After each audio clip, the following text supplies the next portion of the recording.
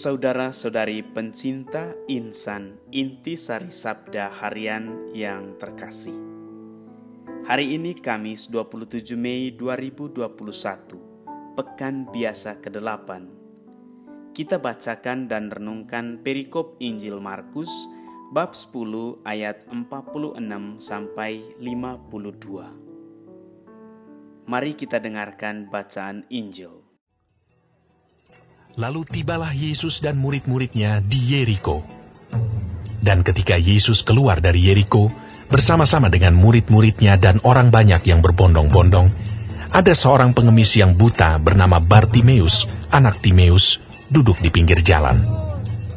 Ketika didengarnya bahwa itu adalah Yesus orang Nazaret, mulailah ia berseru, "Yesus, anak Daud, kasihanilah aku." Banyak orang menegurnya supaya ia diam. Namun semakin keras ia berseru, "Anak Daud, kasihanilah aku." Lalu Yesus berhenti dan berkata, "Panggillah dia." Mereka memanggil orang buta itu dan berkata kepadanya, "Kuatkan hatimu, berdirilah, ia memanggil engkau." Lalu ia menanggalkan jubahnya. Ia segera berdiri dan pergi mendapatkan Yesus. Tanya Yesus kepadanya, "Apa yang kau kehendaki supaya aku perbuat bagimu?" Jawab orang buta itu, "Rabuni, supaya aku dapat melihat." Lalu kata Yesus kepadanya, "Pergilah, imanmu telah menyelamatkan engkau." pada saat itu juga melihatlah ia. Lalu ia mengikuti Yesus dalam perjalanannya.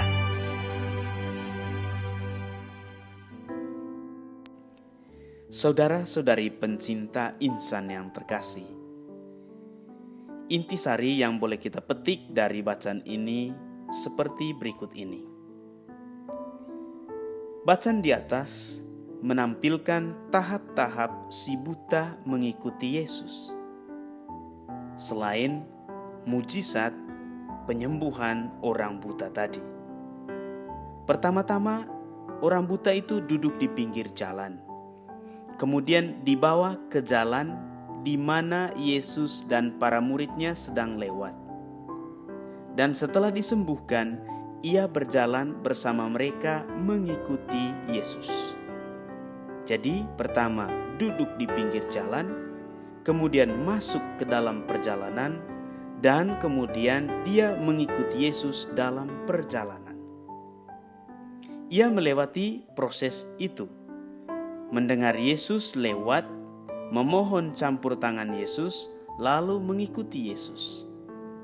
Intisari kedua adalah hasrat iman si buta yang percaya bahwa Yesus bisa menyembuhkan dia, dan ketulusan hati Yesus yang mau membagikan terang keselamatan kepada si buta. Iman menjadi tempat perjumpaan antara hasrat keselamatan Allah dan hasrat manusia untuk mendapatkannya.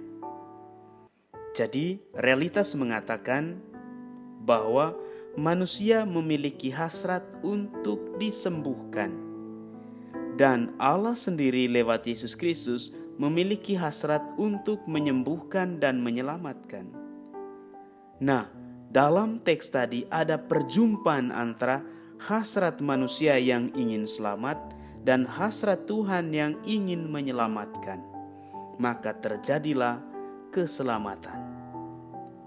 Saudara-saudari pencinta insan yang terkasih, para pembaca insan dan pendengar audio insan ini sudah menjadi pengikut Kristus. Tentu tahap-tahap iman yang dialami oleh si buta kurang relevan bagi kita.